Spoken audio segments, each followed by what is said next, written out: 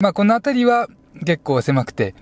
どちらかというか、どちらかと言わなくても、クーペ風 SUV だねって思うような感じです。ここが最近のね、どんどん進化している UI の中で、ちょっとね、ちょっと、時代を感じるというか、で、動き始め軽いので、ギスギス感ないので、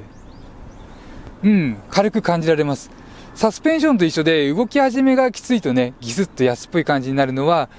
音声で案内してくれるんでね。でも自社位置がこの辺とかだったらね、もうちょっと違うのかなって思うんですけれどもね。温度設定が直感的ではある一方で、わかりにくい。で、結構ね、リアシートに座ると、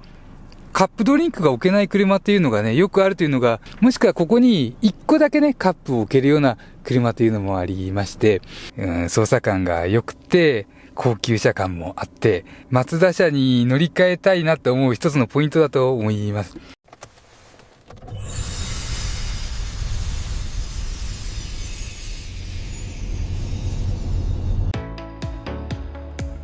車好きヒラリーチャンネルのヒラリーです。で、今日もお世話になります。というかね、そんな堅苦しいわけではなくて、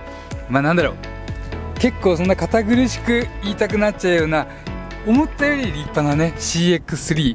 2025年式 15S ツーリング228万円のこの内装で取り上げたい点を挙げさせていただきたいなと思います。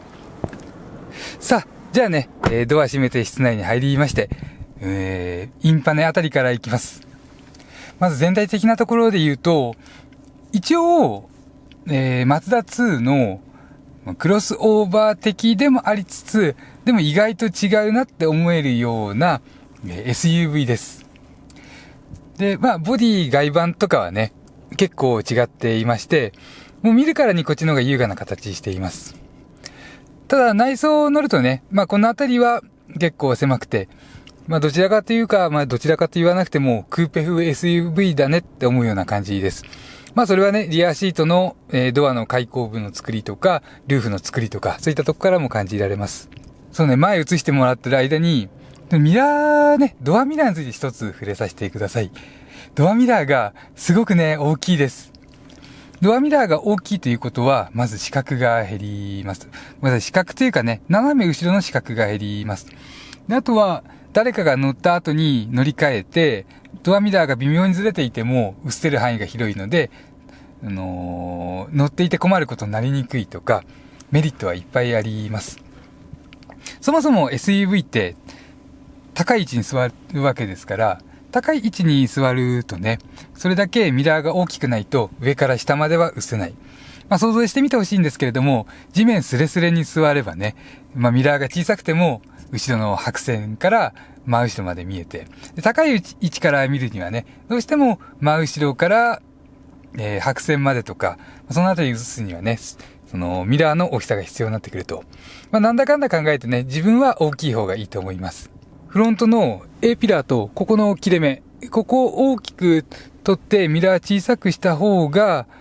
横断歩道とかの歩行者が見やすいっていうのはね、あることはあります。でもどこを優先するかというところでね、一応一旦ですね、車線変更を考えたら自分はこっちの方がいいかなと。で、こうやって見てて今思ったんですけれども、A ピラー太いね。一本で、比較的ドライバーに近くて、全然邪魔にはならないですけれども、まじまじと見るとね、結構太さあって、立派です。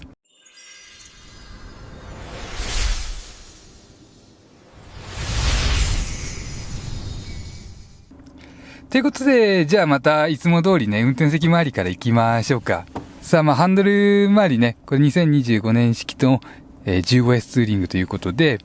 ステアリングスイッチとか、この辺、ACC、全走者追従型の全車速対応の ACC、標準装備されています。上がセット、下もセットになってるのかな。片方だけって車が多いですけれども、これはどっちもセットできるみたいです。で、面白いのは、これの設定がね、ここ。ちょっとね、カメラには映んないっぽいんですけれども、この HUD、HUD、もしくはヘッドアップディスプレイなんて呼ばれる、ここでね、設定します。意外とこの着座位置によってこの映る範囲っていうのが限られてて、見えたり見えにくかったりしますけれども、この高さとかね、こっちの、ナビモニターを使ってセットすることができます。で、適正な位置にドラポジを決めて、その後に適正な位置に HUD の映る場所を決めるみたいな形になっていきます。で、ここで ACC の設定なんかを行う形です。ちょっとそっち側ついてもらった方がいいかな。インパネとドアの結合部が、斬新というかね、ある意味最近風、最近こういう車が出てきたみたいなところがあって、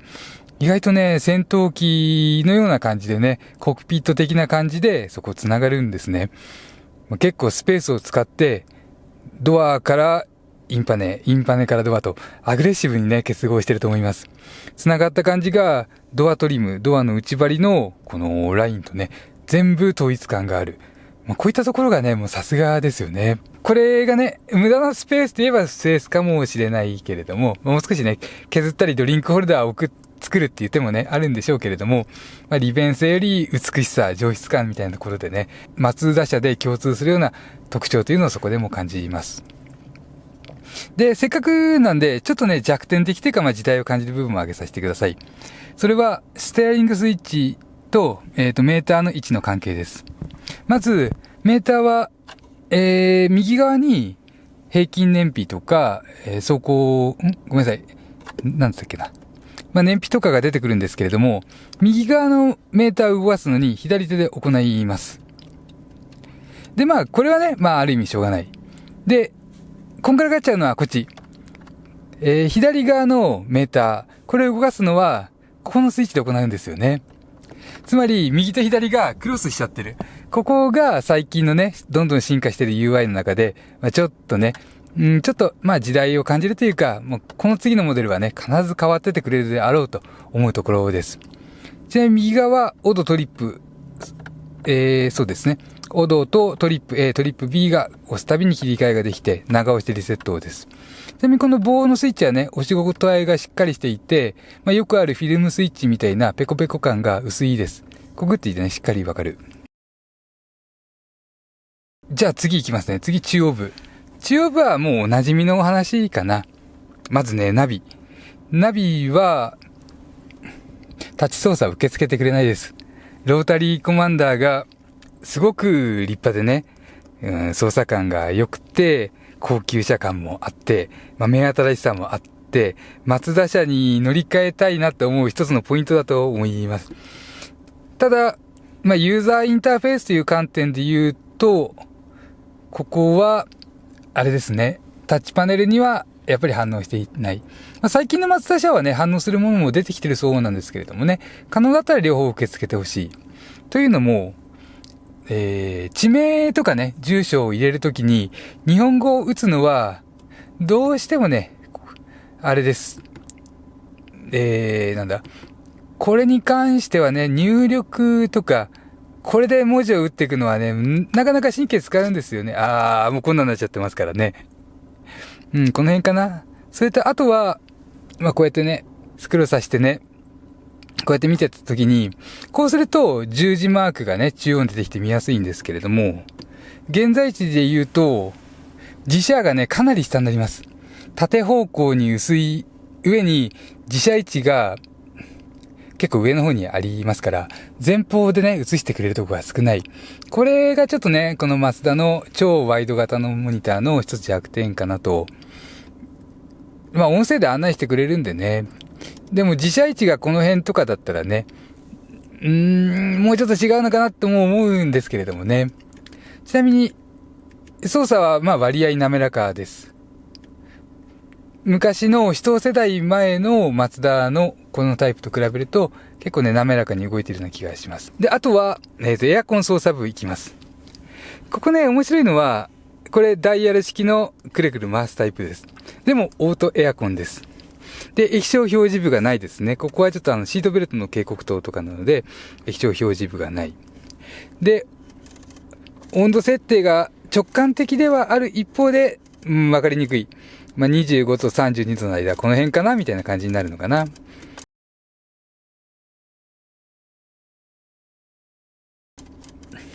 で、面白いのは、風量と吹き出し口、送風口と、両方にね、オートというのが独立して用意されています。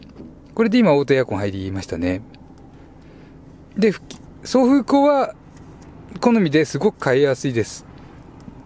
自分はここから出てほしくないので、顔に当たるの嫌なんでね。で、足元あたりにいつもマニュアルで操作するんですけれども、このあたりね、独立してオートで使いやすいというのが、ごめんなさい、独立して、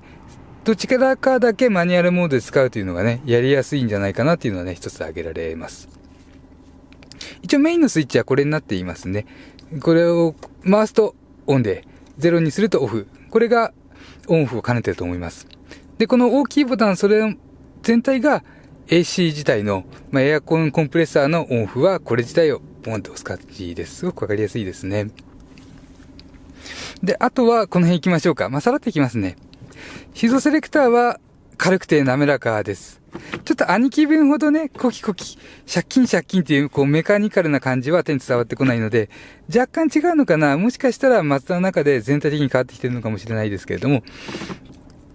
とにかく軽くて滑らか。で、安っぽさはないといった感じです。もちろんね、今日乗っていて一回もポジションを間違えたことはないです。行き過ぎちゃったりね、間違える車というのは結構あります。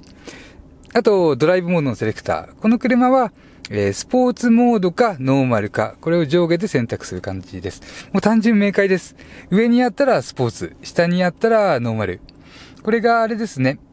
同じ方向に2回やってもスポーツはスポーツなので、ほんと間違いにくいと思います。プッシュ式でね、何回も押すタイプと比べると、もうメーターなんか見なくてもいいです。前見ながら運転していて、手元でね、手探りでポンってやるだけで、どっちか選べる。で、結構ね、変化量大きいので、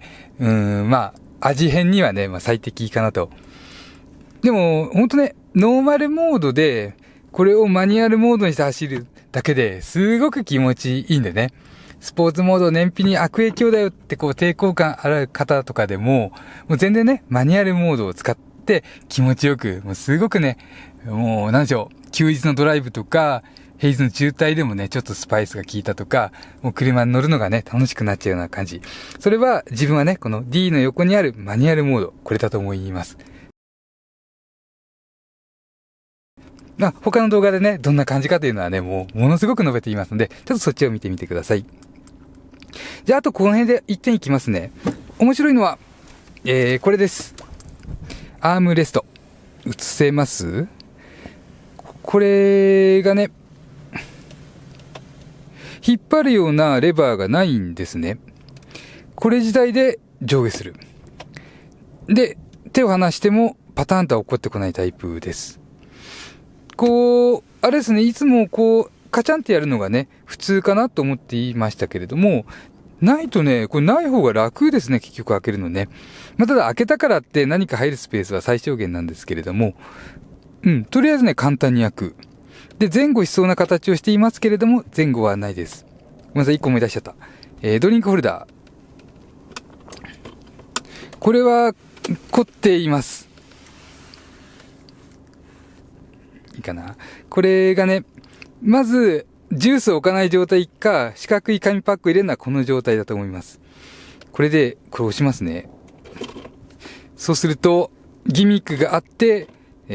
丸いドリンクをホールドしてくれるような感じになりますね。なんかさっきもう一段ぐらいあったような感じだったんですけれどもね。これで、こんな感じになって、取れちゃった。取ることもできるんだ。知らなかった。取ると、なんか他のものも置けるのかな。ちょっとドリンク入れてみましょうか。こんな感じですね。遊ぶんですけれども、このバネが強いんでね、走行中そんなにカタカタしませんでした。結構ね、いろんな形に対応するように作られてるんじゃないかと。あと、畳める良さは、こうしとくとね、カチャカチャ音がしなかったので、それなりに意味があると思います。じゃあ続いてリアシートいきます。すいません、リアシートの前に、ちょっとね、フロントのシートに関する話をさせてください。すいません、いつもやってるんでね、述べていきます。で、またね、このCX3 も特徴がある。で、その特徴なんですけれども、サイドサポートがね、結構しっかりしています。シート自体が小ぶりなこともあってね、結構この辺が使えるサポートになっています。使うためには、体をここに押し付けて、車をね、天井方向で垂直に保つようにここを使ってとかね、これが勝手にサポートしてくれるというよりは、シート全般的にね、ここに体を押し付ける意識があると、ハンドルに力を入れずに手の力を抜いて、ここで体を垂直に保つ。そうすると車の動きもね、冷静に判断できるといったところで良さがある。で、それ使いやすいぐらいのね、硬さがあります。結構ね、なんか見た感じ、この辺ね、ふわふわなんだろうなみたいなイメージありましたから、ちょっと意外でしたね。で、こっちはね、座面のサイドサポートは乗り降りがあるんでね、いろいろあるんでしょうけれども、少し硬いです。もっと柔らかくて形だけの車もあるし、それよりは硬い感じ。で、この車は乗り降りがね、すごくしやすいです。SUV として高すぎるわけではないですし、ちょうどいいぐらいの位置に座面があってね、初めて乗った瞬間に、乗り降りしやすいねって感じました。頭上はね、この辺はちょっとしょうがないとしても、とにかくね、この座面の高さが自分にはジャストぐらいでした。身長は172センチです。で、サイドサポートしっかりしていて、この辺はね、割合柔らかいです。腰がないほど柔らかいわけではないですけれども、腰を支えてくれるほどの硬さというよりはね、結構柔らかい感じです。なので体がすっぽり入る感じかな。座ってギュッと体を押し込んで良さを発揮する感じです。で、シートね、フロントシートに関しては座面のこういう切り返しとかも気にならずに普通に座りやすいです。見た感じね、ちょっと小ぶりのようにも見えますけれどもね、でも実際座るとそんなことがないように座れました。で、あとごめんなさい、ちょっとペダルについてもね、一言言っちゃいます。ペダルはおなじみのね、オルガン式で、やっぱりどちらかというとね、コンパクトカーの中では外側にペダルが寄ってる方です。あとキックダウンスイッチのっていうのがあって、踏み込んだ奥でもう一段ある。で、この車今日個体差かもしれませんけれども、コツッとね、一瞬踏み込んでキックダウンスイッチの後にもう一段ね、こうベコって沈むようにスイッチが働くんですね。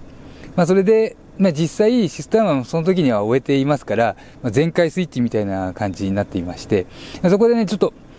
一段コツっていった後にもう一段コツってこうね、強い抵抗があるような感じを受けました。じゃあ今度こそリアシートいきます。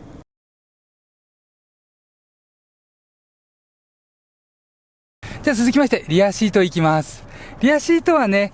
ちょっと狭いとかしょうがないですよね。どこでも言われてますし、これに関しては自分ホンダの WRV のリアシートがズバ抜けてると思っていて、 WRV は兄貴分のベゼルよりも、もしくは兄貴の ZRV よりもね、着座感とかその座り心地、着座姿勢とかがいいと思っていますので、気にされるんでしたらそっちをお勧めしたいところです。で、あとはね、もうそんな述べたくないとこないんですけれども、ここ一つ、アームレストついてるの嬉しいです。ただ出すのはきつい。こう紐があるわけでもないですし、指を突っ込んで出すのも硬い、ギュッとねしています。でも出しちゃえばいいところあります。まずね、下までベターンといかずに、ここでストッパーがあってね、しっかりしています。で、あとここカップホルダーなんですね。これが結構凝っていて、しっかり置けるようにね、こう前後折りたたみ式のカップホルダーが出てきます。で、結構ね、リアシートに座るとカップドリンクが置けない車っていうのがね、よくあるというのが最近よく感じます。ペットボトルがドアに置けるというのはね、みんな一緒なんですけれども、カップを置ける車というのが少ない。もしくはここに1個だけね、カップを置けるような車というのもありまして、で、そうね、コンパクトカークラスでこれだけしっかりね、カップが、置けるのはね、なかなか珍しいかなと。あと自分たちがね、ドリンクホルダーなくて置けないときは、ここにね、ペットボトルとかちょっとドリンクをね挟んじゃうことはあります。意外とね使いやすいです。で、それで言うとシートバッグのポケットは助手席側の後ろのみになっています。あとさらっと着座感、座面も小ぶりですし、柔らかいのが一番の特徴かな。マツダ2と同じようにね、座面柔らかくて結構短時間でもお尻に苦痛を感じないようなシートになっています。で、あとはね、人によってはこの切り返しの部分、ここがね気になっちゃうかもしれないです。今日自分とあと一緒にね撮影してる同僚と両方ねちょっとここのゴリッとした感じが気になるっていうのがあってね、どっちにしてもリアシート求めるんだったら他の車もうちょっと出して CX5 という選択肢もありますねっていったところになります。で、あとまた簡単にラゲッジの方をね見ていきたいなと思います。